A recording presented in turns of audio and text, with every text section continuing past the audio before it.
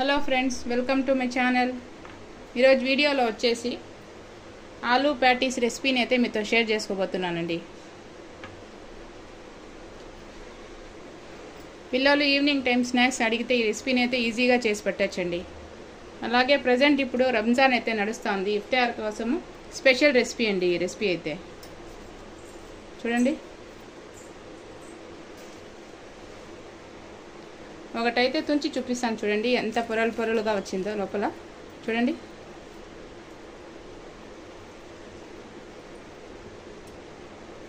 ఇప్పుడు లేట్ చేయకుండా రెసిపీని అయితే ప్రిపేర్ చేసుకుందామండి. అలాగే ఎవరైనా కొత్తగా చూస్తూ ఉంటే నా ఛానల్ని సబ్స్క్రైబ్ చేయండి, లైక్ చేయండి, షేర్ చేయండి. ఇలాంటి మరికొన్ని ఇంట్రెస్టింగ్ వీడియోస్ కోసం నా ఛానల్ని సపోర్ట్ చేయండి. 4 పెద్ద సైజు బంగాళదుంపని తీసి బాగా వాష్ చేసుకోవాలండి.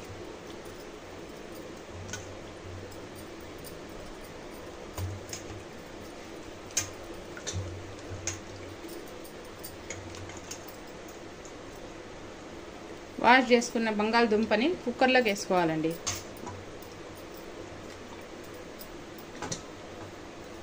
ఈ బంగాళదుంపని మనకి ఏ సైజు కావాలంటే ఆ సైజులో కట్ చేసుకోవాలండి.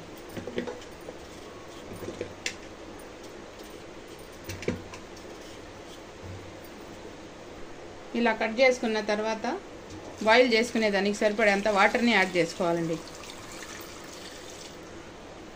ఆ తర్వాత ఇందులోనే టేస్ట్కి సరిపడా సాల్ట్ని యాడ్ చేసుకోవాలి.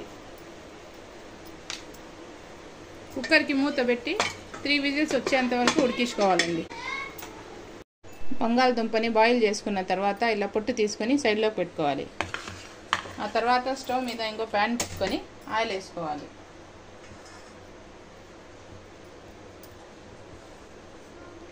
ఆయిల్ హీట్ అయిన తర్వాత ఆవాలు, జీలకర్ర వేసుకోవాలి. ఆ తర్వాత పెద్ద ఆనియన్స్ ఒక 2 తీసుకొని ఇలా చాపర్లోకి వేసి చాప్ చేసుకోవాలండి. ఆవాలు చిట్టపటలాడిన తర్వాత ఒక పచ్చిమిర్చిని కట్ చేసుకొని వేసుకోవాలి. ఆ తర్వాత సన్నగా చాప్ చేసుకున్న ఆనియన్స్ వేసుకోవాలి.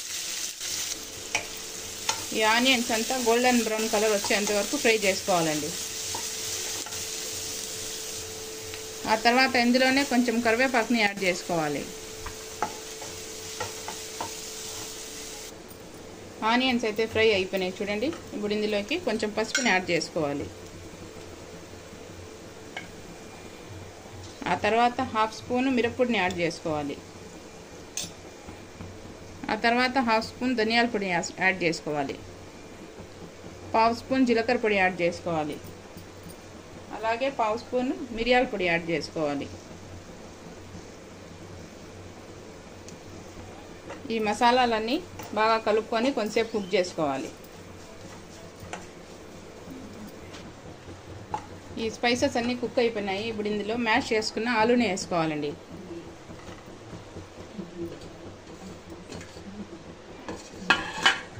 ఇదంతా బాగా మిక్స్ చేసుకోవాలి.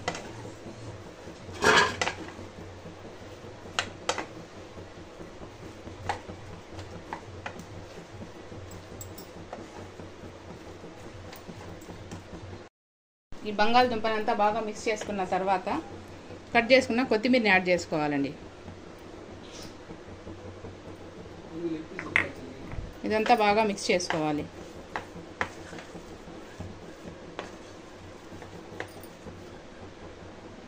లాస్ట్లో ఒక 1/2 స్పూన్ గరం మసాలా యాడ్ చేసుకొని కలుపుకోవాలండి. మసాలాని అంతా బాగా ఒకసారి మిక్స్ చేసుకోవాలి.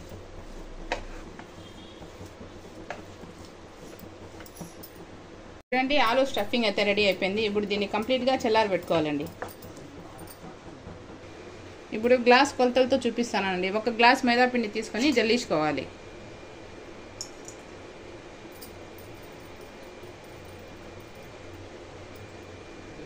ఇప్పుడు ఇందులో టేస్ట్కి సరిపడా సాల్ట్ని యాడ్ చేసుకోవాలి. ఇప్పుడు ఇందులో 2 స్పూన్స్ ఆయిల్ని యాడ్ చేసుకుంటా ఉన్నానండి. ఆయిల్ ప్లేస్లో నెయ్యినైనా యాడ్ చేసుకోవచ్చు. ఇప్పుడు ఆయిల్ని అంతా పిండికి బాగా పట్టించాలండి. ఇలా రబ్ చేసుకుంటూ కలుపుకోవాలి పిండిని.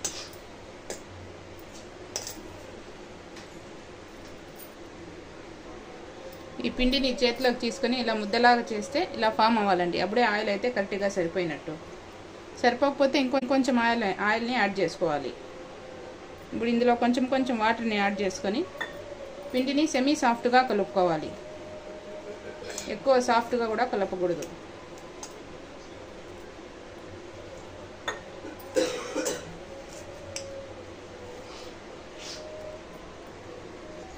చూడండి, పిండిని ఇలా సెమీ సాఫ్ట్గా కలుపుకొని 10 మినిట్స్ సైడ్లోకి పెట్టుకోవాలి.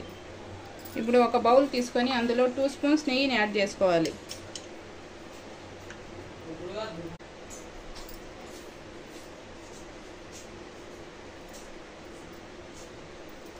ఆ తర్వాత ఇందులో 2 స్పూన్స్ మైదాని యాడ్ చేసుకోవాలి.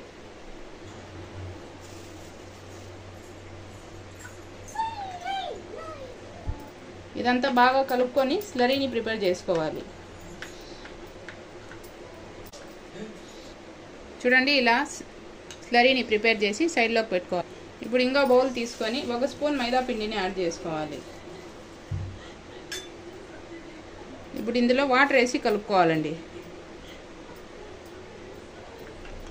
ఇది వచ్చేసి సైడ్స్ క్లోజ్ చేసేదానికి.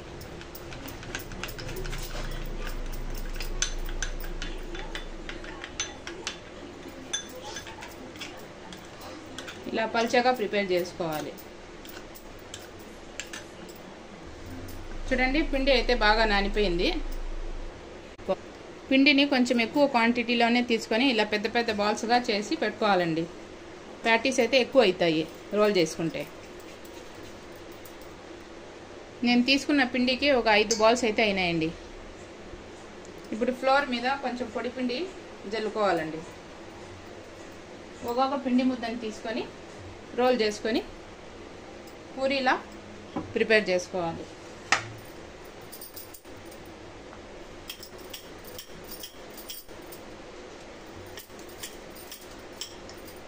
ఎంత పల్చగా అయితే అంత పల్చగా రోల్ చేసుకోవాలండి.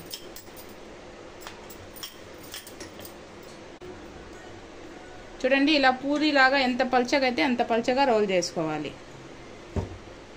ఇలానే అన్ని రోల్ చేసుకొని ఒక ప్లేట్లోకి వేసుకోవాలి. ఇలా రోల్ చేసుకున్న పూరీ మీద ఈ స్లరీని అప్లై చేసుకోవాలండి.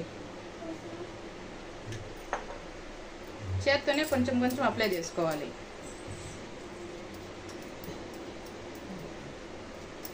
పూరీ అంతా బాగా స్ప్రెడ్ చేసుకోవాలండి.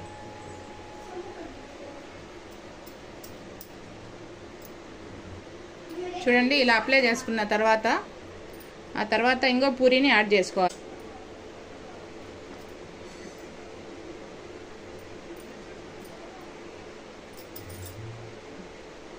సేమ్ ఇలానే దీనిపైన కూడా అప్లై చేసుకోవాలి.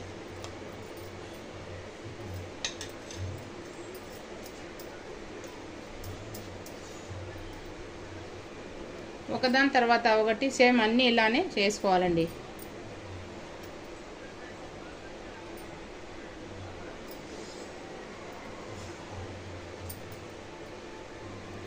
చూడండి, పూరీలన్నీ ఇలా బాగా అప్లై చేసుకున్న తర్వాత స్క్వేర్ షేప్లో ఫోల్డ్ చేసుకోవాలండి.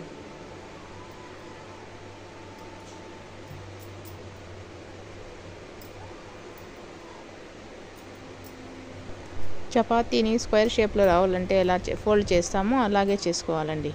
ఇప్పుడు కొంచెం పొడి పిండిని జల్లుకొని రోల్ చేసుకోవాలండి. ఈ పిండిని అంతా బాగా పలుచగా రోల్ చేసుకోవాలి.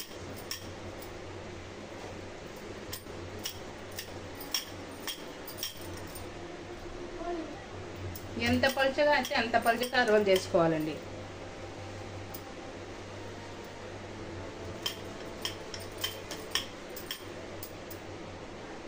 చూడండి, ఇలా పెద్దగా చపాతీలా రోల్ చేసుకోవాలండి. ఇప్పుడు సైడ్స్ని కట్ చేసేయాలి.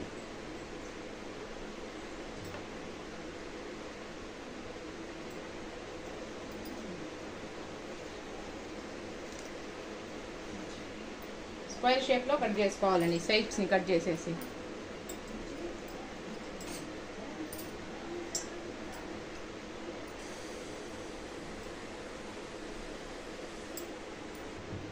చూడండి, ఇలా సైడ్స్ అన్ని కట్ చేసేయాలి.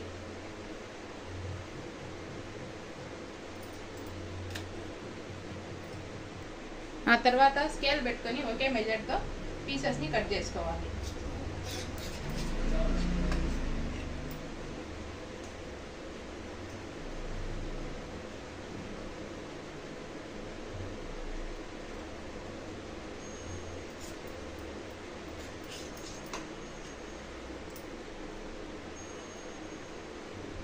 ఆ తర్వాత ఇలా కట్ చేసుకోవాలండి. చూడండి, అన్నీ ఇలా కట్ చేసుకున్న తర్వాత ఆలు స్టఫింగ్ అయితే పెట్టుకోవాలండి.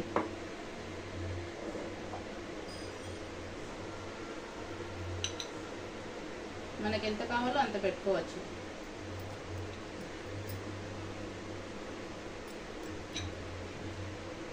సేమ్ అన్నీ ఇలానే పెట్టుకోవాలండి స్టఫింగ్ని.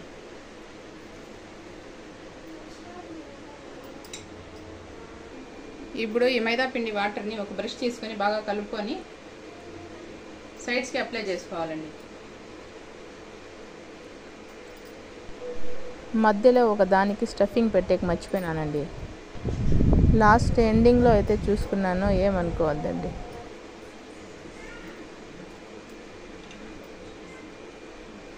ఇప్పుడు దీన్ని ఫోల్డ్ చేసుకోవాలండి.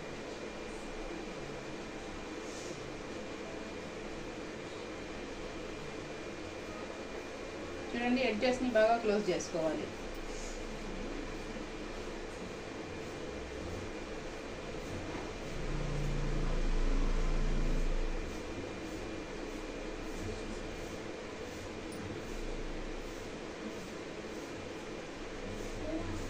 ఇలా బాగా క్లోజ్ చేసుకొని ఒక ప్లేట్లోకి పెట్టుకోవాలి. సేమ్ అన్నీ ఇలానే ప్రిపేర్ చేసుకోవాలండి. చూడండి, అన్నీ ఇలా ప్యాటీస్లా ప్రిపేర్ చేసుకోవాలండి. ఇప్పుడు స్టవ్ మీద కడాయి పెట్టుకొని అందులో ఆయిల్ వేసి హీట్ చేసుకోవాలండి. ఆయిల్ని మీడియంగా హీట్ చేసుకోవాలండి. ఆయిల్ హీట్ అయిన తర్వాత ఒకటి వేసుకోవాలి.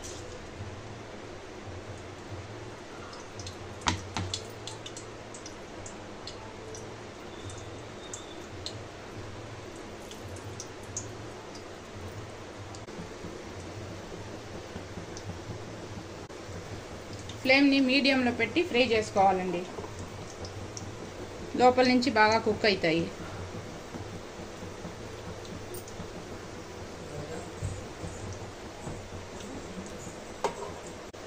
ఒక పక్క ఫ్రై అయిన తర్వాత ఇంకో పక్కకి టర్న్ చేసుకోవాలండి.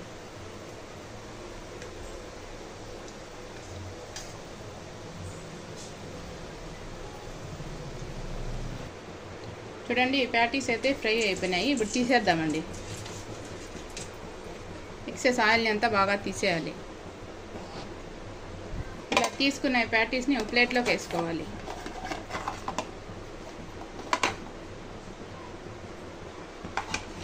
సేమ్ ఇలానే అన్నీ ఫ్రై చేసుకోవాలండి.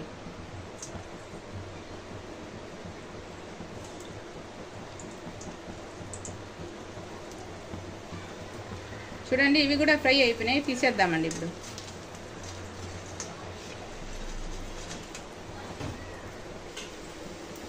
చూడండి, ఆలు ప్యాటీస్ అయితే రెడీ అయిపోయినాయండి. ఎవరైనా కొత్తగా చూస్తా అంటే నా ఛానల్ని సబ్స్క్రైబ్ చేయండి, లైక్ చేయండి, షేర్ చేయండి. ఇలాంటి మరికొన్ని ఇంట్రెస్టింగ్ వీడియోస్ కోసం నా ఛానల్ని సపోర్ట్ చేయండి. రెసిపీ అయితే కంప్లీట్ అయిపోయిందండి.